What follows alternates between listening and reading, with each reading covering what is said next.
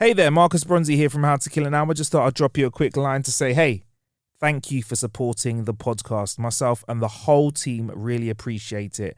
And we've decided to give back, and we've done that via our Patreon, which is a great way for you to show us a little bit of love by supporting us and becoming a patron of the show. And in return, we will give you extra episodes that we only give to our patrons. Plus, on top of that, you get all of the content that we deliver on our free feed earlier than usual and ad-free. Because, well, why are we going to make you listen to ads if you've just helped us out by giving a little to us? So here's a little taster of what you can expect on our Patreon feed.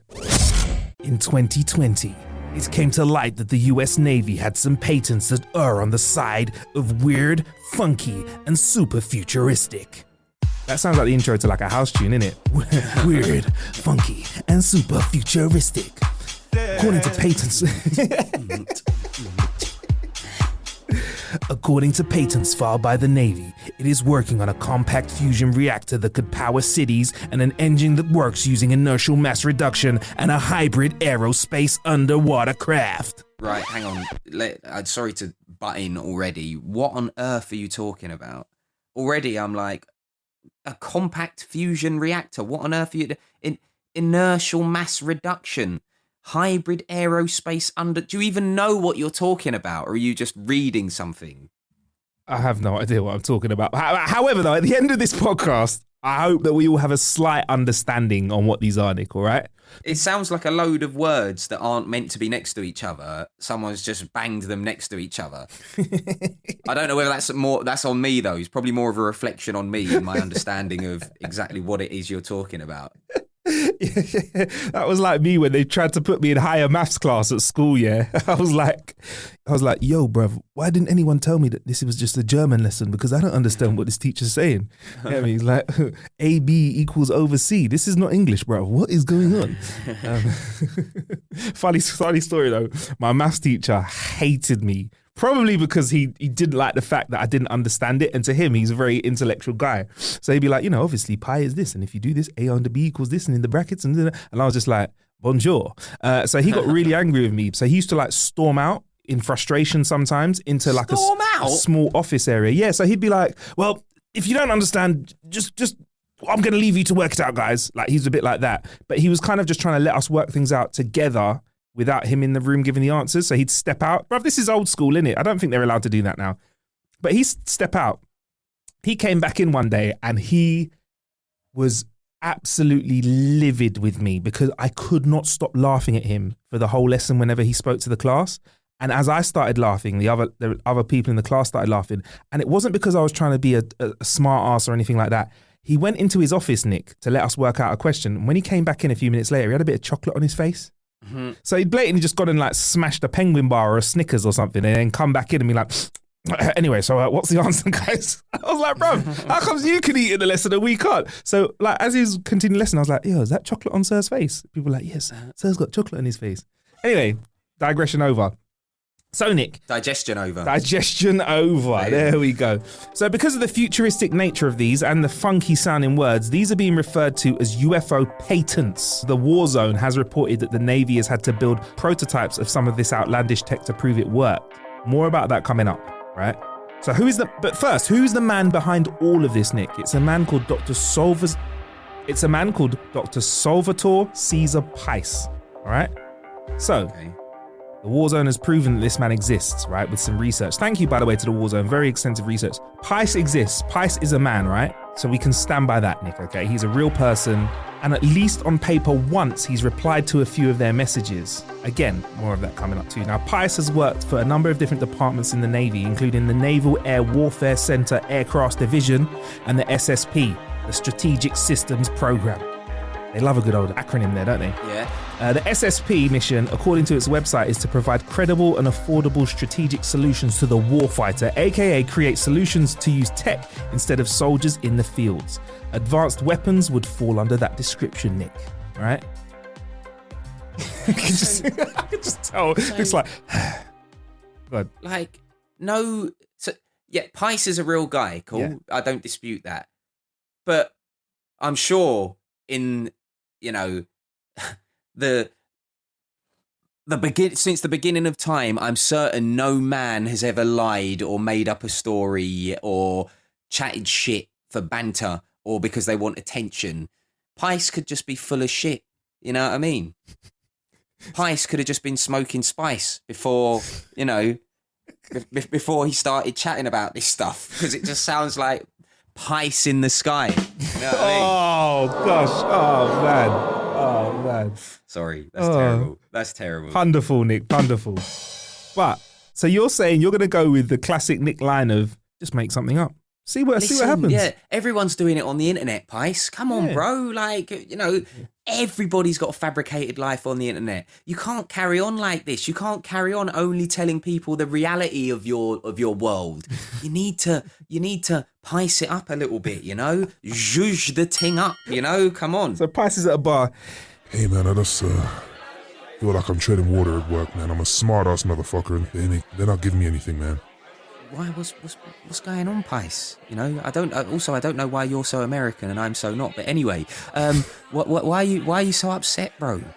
Just nothing's going on. I'm in every day, do some science, come home. They don't even understand when I talk about theoretic hyperfusion fusion. Do some science. It sounds a bit vague. Sounds like anybody could do it. But anyway, that's not the point. What you need to do, Pice, is you know what? Like, social media has taught me a lot of things when I'm scrolling, looking at bikini pics of girls on the internet. It's taught me that, like, you just need to lie a little bit. You know, all these people that have got these great Instagram lifestyles, it's not real. It's all bullshit. So what you need to do, Pice, is I think you need to spice/pice some things up a bit, you know? Like, maybe tell some lies. Pice it up.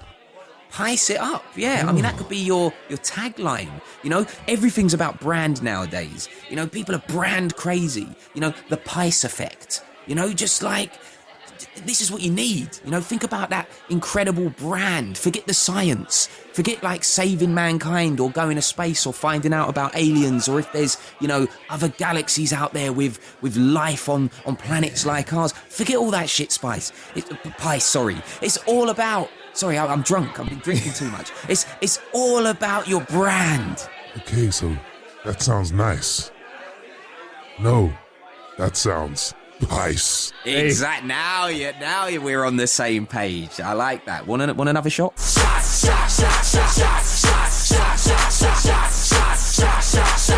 Everybody! That's basically what you think happened, right? Okay, I think that's fair enough. So you think Pice is going for the branded effect, Nick? Cool. I think Pice is hanging around with some Cockney reprobate in a bar who's just leading him astray, and now here we are. He's talking about UFO patents. Yeah, shot after shot. Well, what his office is doing when it comes to making stuff, what they actually really are making before we get onto these UFO patents, is they actually are working on a hypersonic weapon that could strike any target in the world within an hour. That's dangerous, Nick. Why are governments and people and like on the one hand, I understand it because it's like, oh, we need this for protection because blah, blah, blah, blah, blah. But like, it's a little bit like when the election happened over here, you know, before the pandemic and all of that stuff. I was watching this. Here we go. This is going to show you how, you know, you can never judge a book by its cover. I was watching Question Time on BBC, which is basically, if you don't watch it, it's basically like a panel of like politicians / people, and they go like head to head, and there's a live audience, and the audience asks some questions and blah, blah, blah.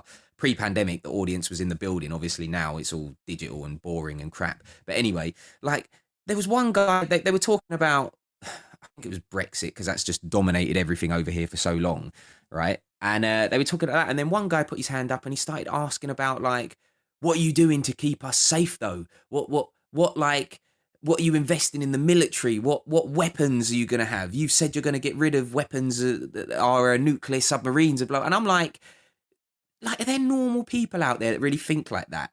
Because I don't think like that. I don't know about you, Marcus, but like when I'm going about my life, I don't know, going down Tesco's or whatever, I'm not thinking, man, I'm so glad that we've got nuclear bombs because I'll be so scared. I'd be shitting myself right now in this Tesco if we didn't have bare nuclear bombs. Like, it's so weird. I think it's one of those things that I think is best not to try and think about, because it's never going to end right, is it? You don't want to walk around thinking you're the dog's bollocks because your country's got nuclear weapons and saying that because you just sound like an arse. And also, you don't want to be worried about getting nuked at any point. However, I do find it weird knowing that people are trying to build something that could just destroy any part of the world within an hour.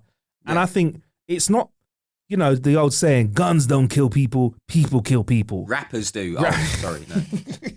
That's a Goldie Looking Chain song for anybody. That is Nick's outstanding quote here that we're going to clip on, put on social media just by itself and leave it.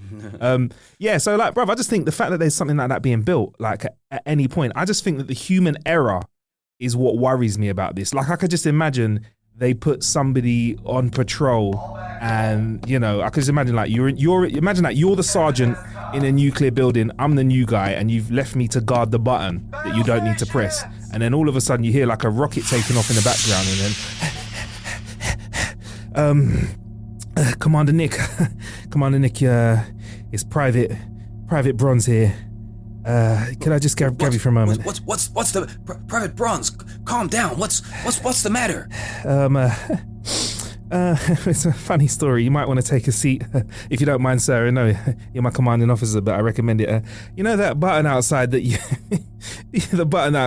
said under any circumstances don't touch. Yes, the big red one. Yes, under the cover and with the lock and the key. Yes. Well, one of the guys bet me $100 that I wouldn't push it, and let's just say, do you want to go halves on $100? You idiot!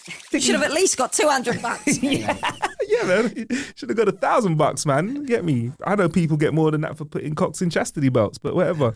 But yeah, so I just feel like the human error side of things makes me worried that at any point, because it's inevitable. If we all have these kind of things, weapons, somebody's going to fire one day by accident, and then everyone can sort of fire them afterwards. It's weird knowing that. If you had 60 minutes to live, what would you do? There you go. That's a little taster of what you can get when you're listening to the Patreon-only episodes of How to Kill an Hour. If you are still only dedicated to our free feed, that's fine. There's plenty there for you to enjoy and kill time with. And if you do want to show us a little bit of love, and in return for that, get bonus episodes that are only for patrons, and of course, all of our regular content without ads, then feel free to click the link in the show description or just head to patreon.com/howtokillanhour. Anyway, I'll be in your ear holes real soon. See you next time.